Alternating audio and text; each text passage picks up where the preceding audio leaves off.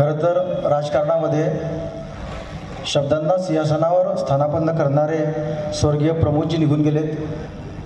त्यानंतर राजकारणात आपल्या चेहऱ्यावर निरंतर स्मितहास्य जपणारे विलासराव निघून गेलेत। राजकारणामध्ये सूर्योदय ते सूर्यास्त सेवा परमो धर्म हा भाव जपणारे स्वर्गीय आराराबा निघून गेलेत। राजकारणामध्ये खऱ्या अर्थाने समन्वयाची भूमिका जपणारे स्वर्गीय गोपीनाथराव मुंडे साहेब निघून गेले। आणि आज अखेर राजकारणातलं अनुशासन, राजकारणातली नियमितता कोलमडून पडली आहे।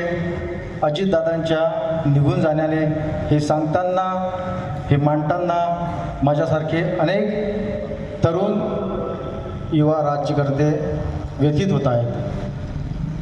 खरं तर प्रश्न पडतोय विधात्यासमोर की भगवंता, विधात्या तू इतका कसा रे कठोर झालास आणि माझ्या महाराष्ट्राच्या मातीमध्ये जन्मलेल्या ह्या राज्यकर्त्यांवर, राजकारण्यांवर तू कोपलास। मी व्यथा मांडणार नाही की बाळासाहेब निघून गेले, मी दुःख मांडणार नाही मनोहर जोशी निघून गेलेत, अटलजी निघून गेलेत। कारण समाधान आहे की एक योग्य वय त्यांना मिळाल्यानंतर भगवंत तू त्यांच्या दारी स्वगृही बोलून घेतलं।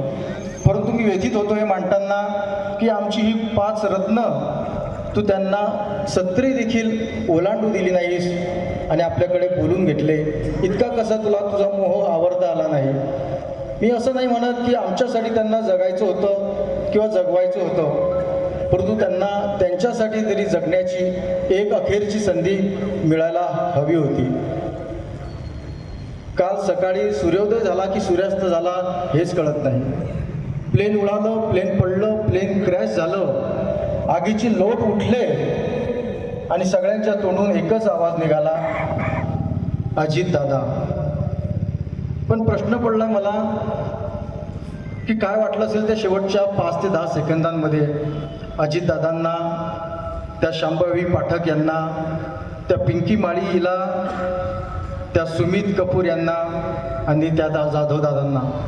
कदाचित त्या 10 सेकंदामध्ये ते म्हणाले असतील, थोडंसं जगून घेतलं होतं, बरंचसं जगणं आता बाकी होतं। कदाचित काही काळ मी माझ्या सौभाग्यवतीला द्यायचा होता, काही काळ मी माझ्या सौभाग्याला द्यायचा होता।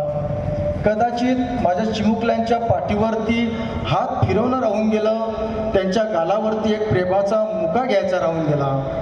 कारण तर राजकारण तर होत आलेलं आहे, राजकारण होत आहे आणि राजकारण होत राहील, परंतु त्यांच्या जगण्याचा, त्यांच्या आयुष्याचा वाटा त्यांच्यापासून निघून गेला। मित्रांनो, अजितदादा निघून गेले। प्रत्येक एक व्यक्ती एका दशकामध्ये जन्माला येतो तेव्हा त्याच्या समोर एक विशेषण लागतं, ज्या विशेषणाचा भार फक्त तो व्यक्तीच झेलू शकतो। जसं 90च्या दशकामध्ये एक विशेषण होतं उद्धवदादा, अबकी बारी म्हटल्यानंतर 99% लोक विरोधातले देखील म्हणायचे अटल बिहारी। तसं आजचा हा काळ होता की जिल्ह्यात, राज्यात आणि देशात दादा अनेक असतील, परंतु गजूभाऊ जर कोणी म्हटलं एकच वादा, तर हृदयापासून एकच शब्द यायचा, अजितदादा। 99% ह्या करता म्हणतोय मी, अनंता भाऊ, की माझ्यासारख्या माणसाला